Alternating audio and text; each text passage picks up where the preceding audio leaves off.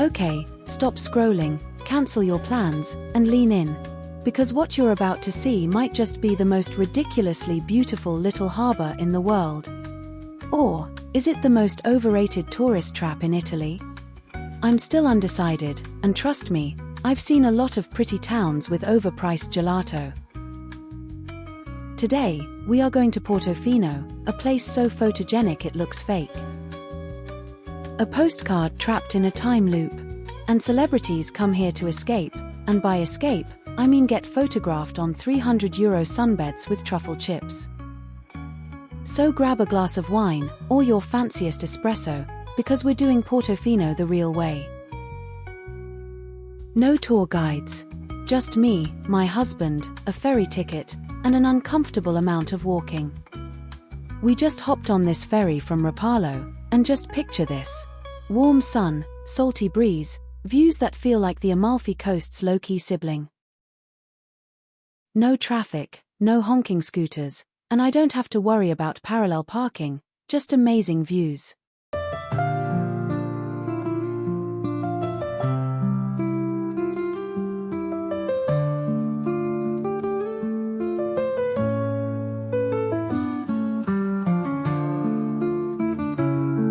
See that town? That's Santa Margherita, and this is our stop for our next episode.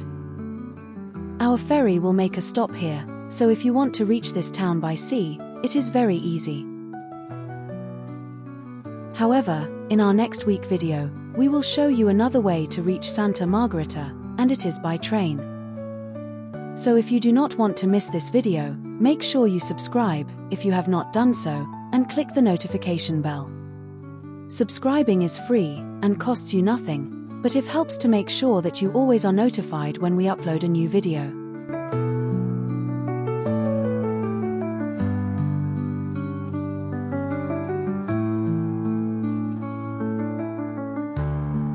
Santa Margherita is gorgeous, right? But let's not get distracted because Portofino is calling, and we are answering like Beyoncé at the Grammys. Speaking of glamour, have you seen the mega yacht we passed by earlier in this video? Any idea as to who does it belong to? And we will spot it again while walking around in Portofino. Okay, so before we get into full seaside fantasy mode, let's answer the big travel question. Can you reach Portofino by land?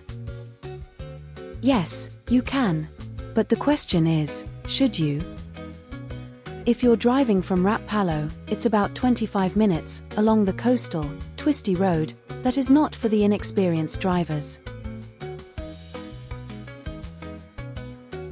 We are slowly approaching the legendary harbour and the anticipation's building, the sea is shimmering, and that first glimpse of Portofino? Have you ever seen anything this ridiculously pretty? And it's like someone dipped a watercolour brush in honey, sunshine, and Italian charm, and painted this perfect little bay.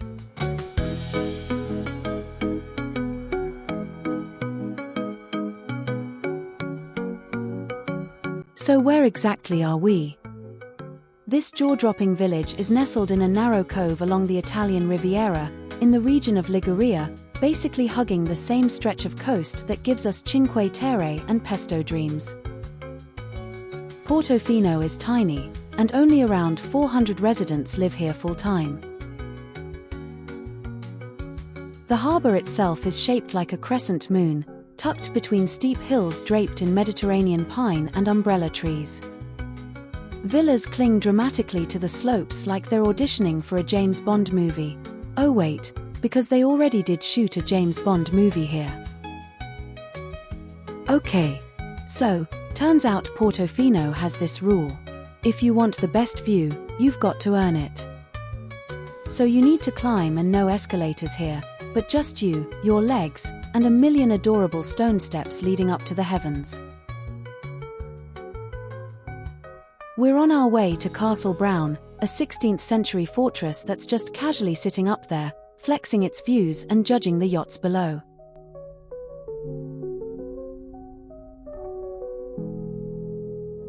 And here's a little peek of what you can expect to see at Castle Brown.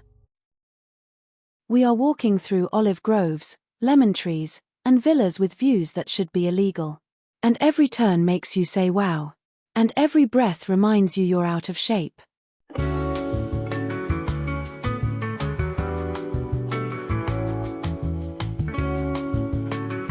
Quick geography check while we catch our breath. Portofino sits on a promontory that juts into the Ligurian Sea, backed by lush hills, part of the Portofino Regional Park, which is a protected area with hiking trails, rare flora, and dramatic cliffs.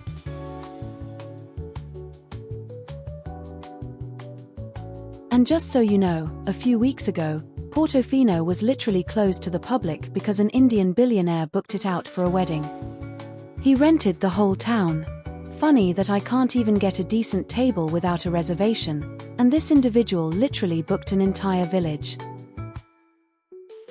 Anyway, we are here at Castle Brown, and as it will cost you €8 to access it. Originally a military fortress, Castle Brown was later transformed into a private residence by an English consul in the 1800s. It's seen sieges, renovations, elegant garden parties, and probably more Aperol spritzes than anyone's willing to admit. Today, it's a museum/viewpoint, and spoiler alert, it's totally worth the climb. My calves are burning, my soul is ascending, and I'm 98% sure I'm being followed by a butterfly that thinks I'm a flower. But you know what? I'm ready. Bring on that view, Castello Brown. And show me what you've got. But first, more stairs, more climbing. So quick tip here, I suggest you wear a good pair of shoes, even though you might be going to the beach eventually. My husband is smarter, he brought flip-flops in his backpack for the beach and was wearing hiking shoes for now. We made it to Castle Brown, and it is part fortress, part villa, part why don't we just live here forever. His place has been guarding Portofino since the 1500s, but the vibe now? Less defend the coastline, more sip wine and paint sunsets. It's quiet up here, not so crowded, no loud tours, but just you, some sea breeze, and 500 years of history baked into the walls. And of course, there are these views, these out-of-this-world views.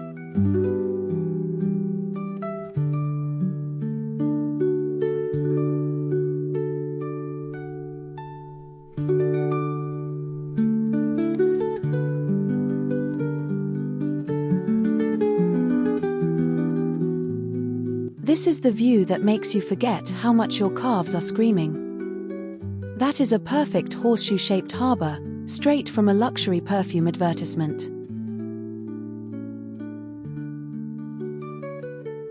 Don't skip the gardens of Castle Brown because they wrap around the castle like a secret. But I can't get enough of this view, so would you please give me one more minute to take some proper photos and videos here? If I was a retired poet, this is exactly where I'd write terrible love poems and pretend to be profound. Sometimes, a place hits you. But not just the beauty, but the feeling. Let's go back inside and explore the castle itself. So that meant more climbing still. Walking through, you'll find rooms decked out like a period drama set, with heavy wooden furniture, ornate chandeliers, and carpets so lush you kinda want to sink in and never get up. This was the writer's corner, then there's the bedroom, and I was half expecting to find a secret passage or a hidden stash of cookies. Now here's the twist. At the very top of the castle, tucked in a room that feels like a mix between a lookout post and a cinema, there's a projection screen. They use it for art exhibits, historical documentaries, and sometimes, I bet, to show old Italian movies that pair perfectly with the view. Going back down the staircase, we could appreciate the views through the large glass windows. So, while we explore the various rooms and before we make our way toward the village, can we just take a second to talk about Portofino itself? I mean, you've probably seen it on a postcard, a perfume ad, or maybe on your best friend's honeymoon reel, but did you know that Portofino is actually tiny? The whole town could probably fit into a single city block in Rome. It's nestled in a little cove on the Italian Riviera, just about 35 kilometers southeast of Genoa.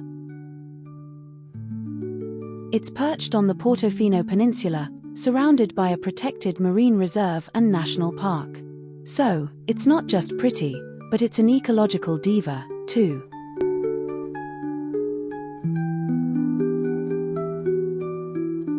The geography here is wild, with steep cliffs, Mediterranean pine forests, and secret beaches. The secret beaches are not so secret anymore, and stick around, because I will bring you to one amazing beach, later after lunch. If I had to describe Portofino. Out of nowhere, this impossibly cute fishing village, with its sherbet-colored buildings hugging the harbour like they're all posing for a vintage Vogue shoot. And listen, even though it's tiny, Portofino has big energy. This place went from sleepy fishing village to global celebrity hangout thanks to some A-listers from the 50s and 60s. So, we're talking Elizabeth Taylor, Grace Kelly, and even Frank Sinatra. But here's the thing. Don't let the luxury fool you.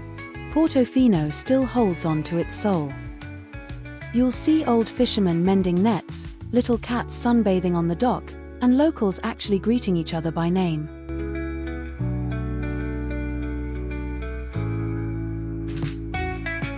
Portofino was originally called Portus Delphini by the Romans, as in Port of the Dolphins. Probably because dolphins used to frolic around the bay, which I would too if I lived here. Through the Middle Ages, it was this sleepy little fishing village, just boats, salt, and churches. But by the 19th century, Europe's aristocrats started discovering it.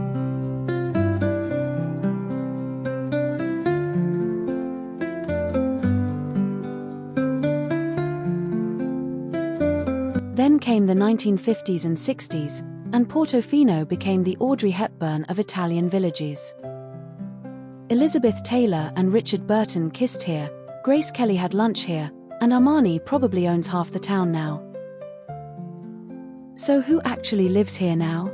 Well, about 400 to 500 people, depending on the season. Some are fishermen and locals who've been here for generations. Let's be honest, Portofino's hype is next level. The harbour is tiny but iconic. The buildings are like Neapolitan ice cream painted by Monet. And the backdrop are like green cliffs tumbling into the sea like some movie set you're not sure you're allowed to touch. Plus, it's exclusive with limited space and very unlimited prices. Now here's the million-dollar question. Is Portofino overhyped? Well, we are making our way from Castle Brown towards the Lighthouse of Portofino. We heard there is an amazing bar there, with even more amazing cocktails and views to die for. We left Castle Brown, thinking that was the peak Portofino experience, but no, there's more, and there's always more here.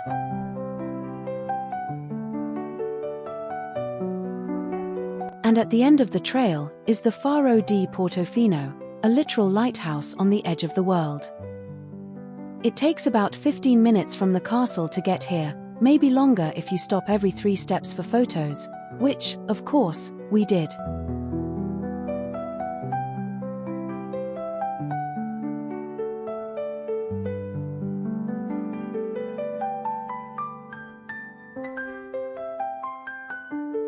But plot twist. There's a tiny bar right beside the lighthouse. There is also nice bar at the Castle Brown, but we skipped it and we opted to walk to this one, as we heard that the views there are simply out of this world. And already, you can see how insanely beautiful, cinematic, and kind of magical the views are.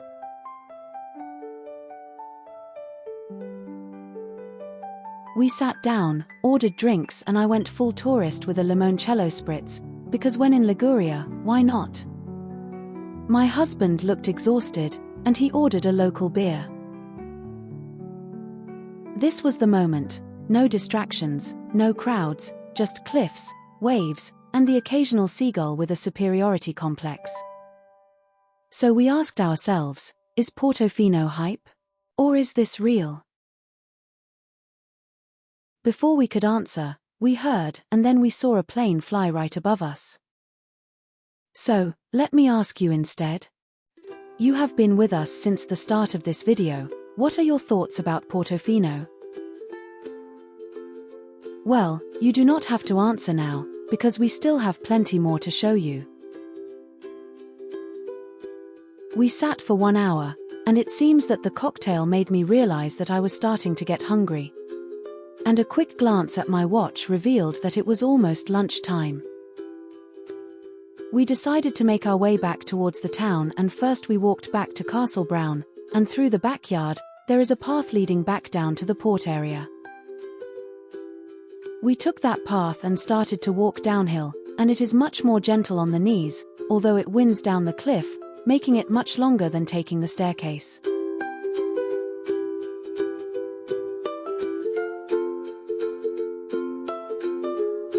However, no complaints and no regrets here. It sloped gently down hills, offering amazing views of the bay.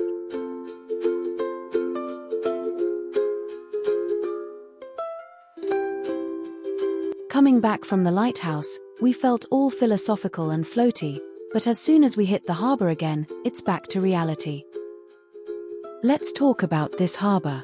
Because this, right here, is what made Portofino famous. The port is absurdly photogenic, and it's a natural cove, shaped like a half-moon, lined with buildings that are fronted by a row of restaurants and luxury shops that casually scream old money on holiday. The harbour is calm, sheltered, and deep, perfect for boats of all sizes, from humble fishing dinghies to the kind of yachts that come with their own helipads. This harbour was once filled with fishing boats, bringing in anchovies and sardines. But today, it's mostly luxury vessels bringing in TikTok influencers and hedge fund managers.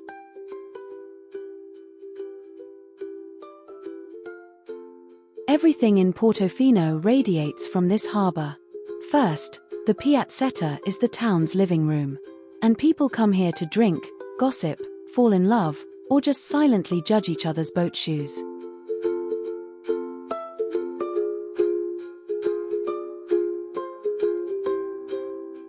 Wander a few steps uphill and the crowds thin out. But, stay down here, and you'll see the pulse of the town.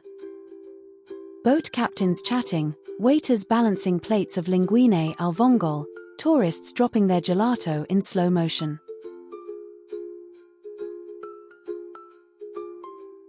The harbour may be Portofino's showroom. Walk just a minute inland and suddenly it's quieter. The yachts disappear, and now it's wooden shutters, stone walls, and cats sunbathing like they own the place. Anyway, all that walking made us hungry, and a little cranky. And here's where it gets real, because finding a good restaurant in Portofino that isn't outrageously priced and touristy is like dating in your 30s. Looks good, but red flags everywhere. Also, parking here? Nearly impossible.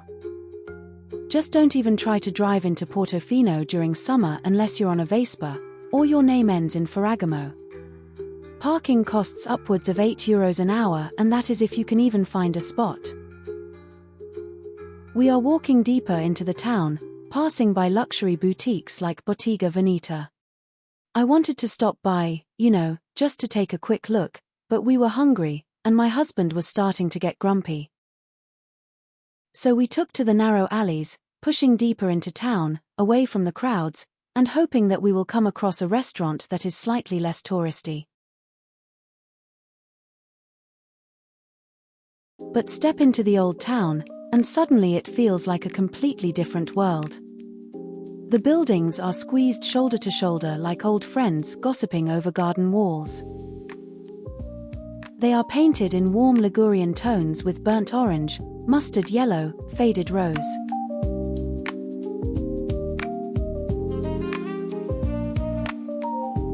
Walk around and there are tiny groceries with 3 kinds of cheese and a basil bouquet by the till. And walk a bit more, you will spot a bakery where the focaccia smell will physically drag you in. If you love handcrafted goods, look closely. In the narrowest alleys you'll find artisan boutiques, hand-painted ceramics, blown glass jewelry, locally made soaps that smell like lemon groves and sea salt. Up this set of steps, we soon find ourselves out of the old town, near the parking area.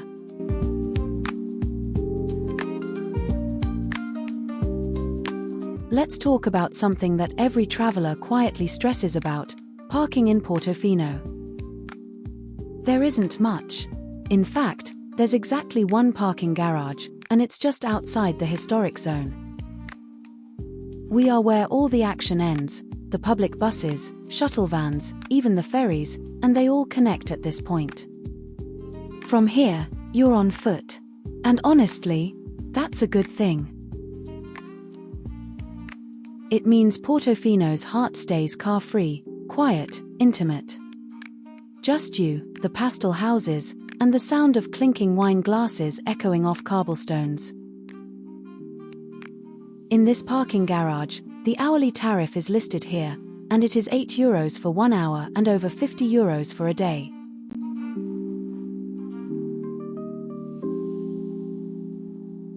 Right ahead on the left is the restaurant where we will stop for lunch. We didn't eat by the harbour, it was too flashy.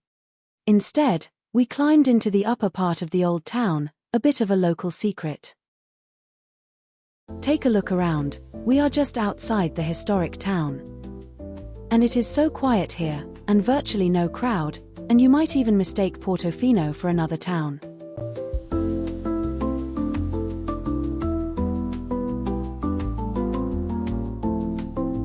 Trattoria Concordia is a family-run, homey, and absolutely nothing pretentious. We ordered the marinara and the seafood pastas.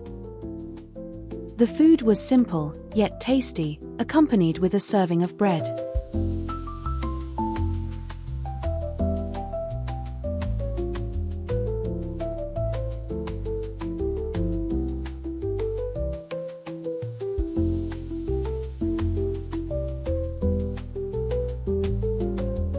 After lunch, and a cup of espresso, we were ready to continue. From the trattoria, we followed a gentle uphill walk, towards the bell tower of San Martino, that peeks out above terracotta roofs. This road leads to the church, and later on we will continue along this same road to access one of the swimming areas of Portofino, so stay with us. This is the church of San Martino, Portofino's parish church. You'll find it just uphill from the main square, tucked along a cobbled lane. And it feels almost hidden, like a secret only the locals keep track of. Originally built way back in the 12th century, it's believed to stand on even older Roman foundations. The exterior is humble, with weathered stone and striped Ligurian masonry, and a simple bell tower that rises like a shepherd's staff over the town. Step inside, and the contrast is immediate. It's cool and dimly lit, and the nave is narrow, flanked by stone arches and side chapels with soft frescoes faded by time. Above us is a ceiling painted with delicate stars, almost whispering stories to anyone who looks up long enough.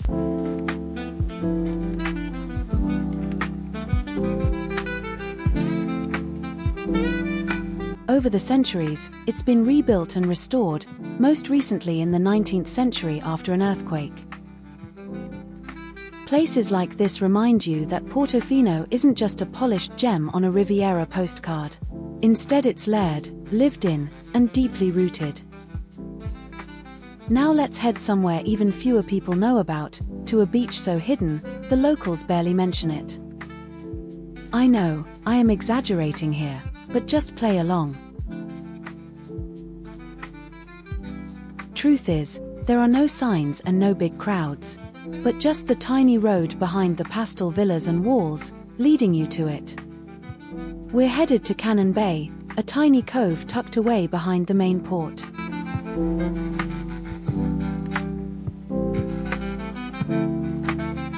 From up here, you can recognize it by this building that you will see in many of the internet photos when you Google Portofino. And here is a better angle of it. Do you recognize this place? Let's head down to it, via this set of metal staircase.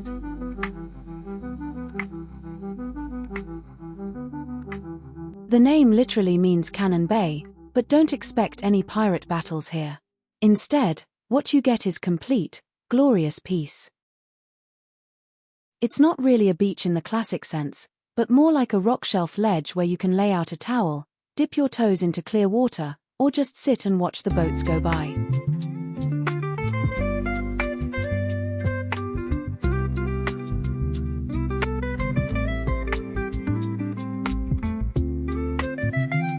There are no bars and no shops here.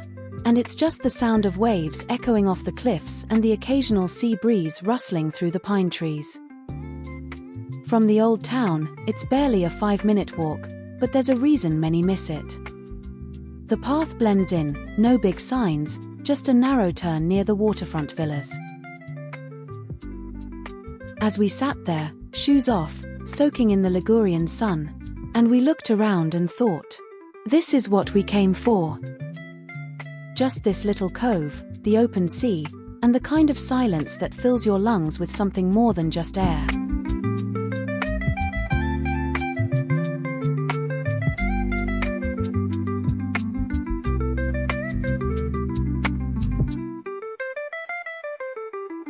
We've got one last stop and it's a walk back to the historic centre, through the Path of Kisses. And you won't want to miss it. And here it is, and this time it's clearly indicated. Forget the name, it's actually a walking trail that traces the edge of the cliffs from Portofino to Baci. It's about a 30-minute walk, but you'll want to take your time. And the trail meanders along the coast, hugging the hillside with sweeping views of the Ligurian Sea. On one side there is the scent of pine and bougainvillea, and on the other, you can hear crashing waves and the curve of the bay. The name Path of Kisses isn't just a romantic flourish, and it's said couples used to sneak away here, hidden from the crowds, to share moments no one else could see. As we walked the trail, back towards the church and back towards the port, there is still the one question that lingers in our mind. And we started to wonder, is Portofino hyped or did it earn it? Maybe it's not about how many celebrities vacation here, or the price of an Aperol at the harbour. Maybe it's about the quiet places you discover, the views you carry home with you. We're back where it all began, the tiny harbour that promised magic. And maybe, just maybe, it delivered. We climbed castles, sipped cocktails by a lighthouse, wandered ancient churches, and shared a kiss on a cliffside path. And not bad for a village that's barely the size of a soccer field. But here's the thing. Is Portofino really as special as they say? Or is it just the polished face of a postcard fantasy? To know for sure, we have to see what's next door. Because, just around the corner are towns like Santa Margherita, Camogli, and the Cinque Terre. So if you're asking, is Portofino worth the hype? You'll want to stick around. Because this story isn't over, and it's just getting started. Smash that like button, hit subscribe, and ring the bell, because we're heading deeper into the Italian Riviera. And next time, we're chasing real beauty. We are now catching the ferry back to Rapallo and then we will take a train to Santa Margherita. And this is a story for our next video, so thank you for watching and see you in the next episode.